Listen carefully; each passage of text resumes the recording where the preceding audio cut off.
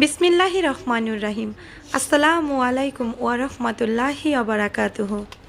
সামনেই কিন্তু পবিত্র রমজান, আর এই রমজানে আমরা নানা রকমের খাবার দিয়ে ইফতার করে থাকি। আজকে আমি আপনাদের সবার সাথে একেবারে ঝটপট আর কম সময়ে তৈরি করা যায় দারুণ মজার 6টা রেসিপি শেয়ার করব। ইফতার মানেই কিন্তু ঝটপট তৈরি করা যাবে আর খেতে অনেক বেশি সুস্বাদু হবে। প্রথমে আমি যে রেসিপিটা আপনাদের সবার সাথে শেয়ার করব, এই রেসিপিটা ছাড়া কিন্তু ইফতারের কথা চিন্তাই করা যায় না। একদম ছোটোবেলা থেকে কিন্তু ইফতারিতে আমরা খেসারির ডালের পেঁয়াজুটা খেয়ে আসছি।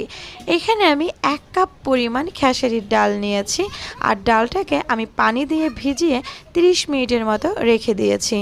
30 থেকে 40 মিনিটের ভিতরেই কিন্তু ডালটা ফুলে দ্বিগুণ হয়ে যাবে। আমি ভালোভাবে পানি দিয়ে ডালটা ধুয়ে নিয়ে